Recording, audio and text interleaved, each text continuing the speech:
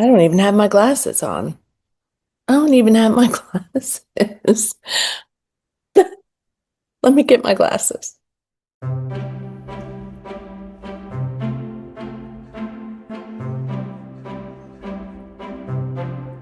Hi, readers. It's Lori. Welcome back to my channel, or welcome if this is your first time. I'm so happy that you're here. And you're going to watch today my wrap up of the books that I read in January. I only read 4 books in January, which is a little bit less than I would have liked. However, I am just aware of the fact that it was a busy month getting back to work from having some time off at the holidays and from being sick, and also just a lot of stuff, a lot of loose ends, a lot of those things you do at the beginning of the year where you're trying to declutter and to redecorate and all the things, right? And also to just be sure to take care of myself and others as much as I can who need it, of course. So I had a pretty good month. It was slow for me, January, but I think I did okay. And I liked the books that I read a good bit. And I'm probably okay with 4 being the average or maybe even less, especially if I'm reading bigger books, which I will be doing hopefully a lot this year. But I'm happy with what I read this month. I did kind of slip into a pretty intense slump, like it felt like a really large reading slump, and I have no idea what triggered that, but it is what it is. So I'm hoping I'm coming out of it now in February. Okay, so let's start with the stats as we always do. So I read 4 books in the month of January, which isn't where I'd like to be, but it is fine, right? So I'd like to be at 5 or 6, but I also am being mindful of not being crazy about it this year, not having to read every day on my Kindle or my Nook, certainly didn't. Also, there was one day, I guess it was the 1st of February, I didn't read at all. And that hasn't happened in years. Like that was shocking to me when I was going to bed and realizing I hadn't read all day. These 4 books were 1,741 pages altogether. So 2 of these were super short and the others were not. So it's interesting how these stats pull out. But let's talk about the moods first. Mysterious and lighthearted and hopeful and emotional were the top 4 in that mood category, followed by tense, reflective, and dark. Dark was a little bit bigger. I think it was also more of the pie than the other 3. I felt like those were good moods. I enjoyed all of them in the way that I was pacing through them. I didn't have any that I didn't like much at all, so that's good. So pace, 50% of what I read was fast paced, 50% of what I read was medium pace, so that was interesting. Right down the center of the circle is also page numbers. So page numbers 300 to 499, I read 50% there, and less than 300 pages, the other half of those books was in that category, and that was also good. It felt like a really nice blend until I went into a bit of a slump, and I don't know where that came from, but it's fine. Fiction, 100% this month. You're not surprised by that. That's typically my way to go, but we'll see what happens in 2026. I do have some nonfiction that I really want to get to. We'll see how that goes. Literary and contemporary were the highest genres. 2 books were both considered literary and contemporary, followed by magical realism, thriller, and mystery. So I was happy with that as well. And the format for these were 75% print this month and 25%, sorry, didn't do the math, were digital. So I read less on my Kindle and Nook, of course, because the challenge to read every day for the Kindle is over, and I read much more physically, and I was happy with that. I did not read any audiobooks in the month of January. Read them, but listen to any audiobooks. So my average rating for these books was 3.75. So one of the books got a 3.0 rating, and I'm going to tell you what I read in a minute, but that was a cozy mystery. And then one of the books had a 3.5, which was the one with a little bit of magical realism. And then 4.0 was a book that that had been very highly hyped, and I thought I was going to maybe give it 5 stars because a lot of people have, but I didn't quite. And then the last one that I read was 4.5 stars. All right, so let's start with the first one that I read. This is Will Prescribe You a Cat by Seo Ishida. I think it's Xiao Ishida. I'm not sure. I have a Japanese client now, and I need to reach out and ask her if that's how you pronounce it. It was translated by E. Madison Shimoda. This one was 297 pages, and I got it as an interlibrary loan from my library, and I was grateful for that. I had been wanting to read it, but it wasn't necessarily a book I wanted to purchase until I read it to see if it's something that I wanted to keep. And while I don't think that I will purchase these, I do enjoy this. I did enjoy this one, and I do plan to read the second one as well. So this one fell in the category of magical realism, also contemporary literary fiction, also lighthearted, and also hopeful and emotional. So this one is indeed about these two people who have this little store that someone recommends to each of the people that you have a story around in this particular book. So it's divided into several people, several different cats. They all have different reasons for being prescribed a cat. And I don't want to spoil anything about the magical realism part because I just don't, but suffice it to say that is in there. And I just found this book to be really lovely and fascinating. I am appreciating that I read a story that is written by a Japanese author. I'm also appreciating that I was able to really feel into this settings and into the plot and into the people and the characters.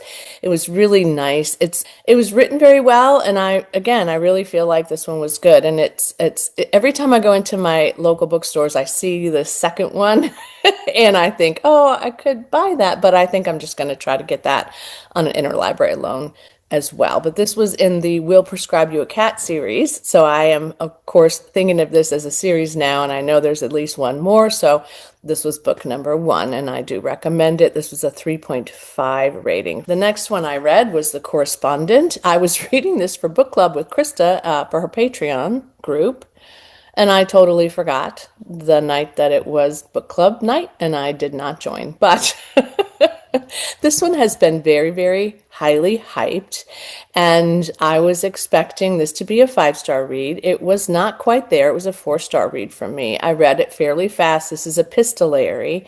And I have been watching some reviews recently about this, and there are a lot of people that felt like they were going to love this much more than they did. And I think that was true for me too, but I did enjoy it. I will say that the woman in the main character in this book is Sybil, and she is the one who writes or receives correspondence from other people. So it not only gives you Sybil's backstory based on the correspondence, but it also gives you the sort of people that she connects with, her family, people that live near her, those kinds of things. So I thought that that was very clever. I think it was very well done. And I don't know what would have bumped this up a bit from a 4-star for me. I think maybe I was just not feeling emotionally connected to Sybil as much as some people were. She was not very emotionally connective for most of the book, and she did evolve, and her story evolves, and it was emotional for me, and it was reflective of her life, so that was also good. This one was hopeful. It was contemporary fiction, epistolary, which you know I love, but I just didn't quite get to that 5-star place, but I'm glad that I read it. I enjoyed it, and I would reread. Glad I purchased it, and I really did enjoy it. It just wasn't quite the 5-star read that everybody was talking about, which is hard when a book gets hyped, as you know. All right, the next one I read is a cozy mystery that was on my Nook for a long time. So this is a backlist read. All of these actually were backlist reads for me. Even Will Prescribe You a Cat, because I had put it on my list last year. So I'm happy about that. And Goldie Schultz has the Diane Mott Davidson series is based on her. She is a person who caters in Colorado, and she is always finding somebody who dies, a dead body somewhere in her life, every single book. This was book number 13. I have read a number of them, probably less than 10, but a good handful. And I don't necessarily need to read them in the order in which they were published. So you can do that. I just don't particularly worry about that too much. I was just happy to get a title off my Nook, and that is one of my intentions to read at least, I think, 6 of those this year. It was good. This was a 3-star read for me. Goldie, in this case, is working on a catering job for somebody in her community. These are pretty affluent people and they're a little bit picky. She has a guy who assists her in making this food, and she has a son who's a teenager now, so he's a little bit surly and cranky and not, you know how some boys can be. Luckily, my boy was not that way when he was young, but you know how that goes. So anyway, Goldie is trying to get things set up for this next day's catering event that she's working on, and she has a girl who's helping her set that up, and she's also teaching this girl how to cook. So they're supposed to meet this night before to do their thing, and the girl is murdered. And then, of course, Goldie is devastated because she's been connected to her. This little community, Aspen Meadow, isn't huge. So, you know, these cozies, usually everybody knows everybody, right? And they know each other's business, and there's no difference in that here.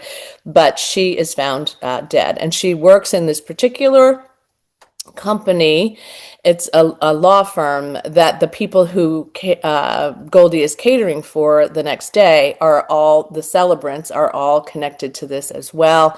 The girl's parents live across the way from Goldie. She's close to them too. They're devastated, obviously. And so Goldie and some other people, including her husband, who is a detective, start to try to figure out what happened to this girl. I enjoyed it. It was a 3-star read for me. It was typical of these kinds of cozy mysteries. I didn't have any expectation that it would be particularly like blow me away kind of reading, but it was good. I was happy. It was, you know, pretty normally paced for me, and I'm happy that I got back to that. And I would like to, I have another one on my Nook that I might choose to read soon, but I have a couple that I also own that I could choose as well. I suppose one day I might read this entire series, but at this point I'm just going to pop one in now and again, kind of like a palate cleanser for me between books on occasion. And I guess I felt like I also wanted to get to this one because I'm trying to, you know, read those Nook books that I keep adding to. Then this one, I think, was my favorite of this month for sure. I was really happy with this one. This is A Killing Cold by Kate Alice Marshall. I have not read anything by this author. I do plan to read another book by this particular author. I know I've talked about this a good bit, but I really loved it. I gave this one a 4.5-star rating. It was very emotional. I didn't cry, but it was very well developed. I really appreciated the darkness of this, the tenseness of these characters, knowing always that they were holding something back or that they were not being authentic. It was fast paced for me. Of course, it was a mystery thriller. This was my mystery thriller option. But I really enjoyed this one so much so that I have another one by Kate Alice Marshall I really want to get to. And I plan to get to another one that she has coming out soon. So this one is about a young girl. I've said this before, I know, about a young girl whose name is Theodora Scott. And she meets this man named Connor. And Connor's family has a bunch of money. They own a freaking mountain. So I just talked about the synopsis of this in my winter reads video, but you know the drill. She goes on to this mountain, this Theodora. She has no memory of her childhood. She finds out that somehow she's been connected to these people before. Loved it. Highly recommend it. 4.5 stars from me. Happy that I finished it. Not huge, not big, and just well done. It was very well paced and well written, and I think this is a great author for me. So I have another one in paperback, and then, like I said, I will get to another one that's coming out this year. So I'm super happy about that as well. That is all of the books that I read in January. That's it. But also they were good. I enjoyed it. It was a good reading month. I'm in the middle of several, I think three at a time. I'm listening to an arc. I am also reading one on my Kindle. I think, yes, I'm also reading one on my Nook. And that is why I know I'm in a pretty big slump, because I am diverging into each of these and not getting grounded in any of them yet. And so that's the goal for February, is to ground myself and finish one and not get three books going at a time, because that's just not good for me in the thinking space and the focus space where I want to be. It isn't ease, which you know is my word of the year. So I'm not feeling ease. I hope you are, though, and I hope you had a good reading month in January.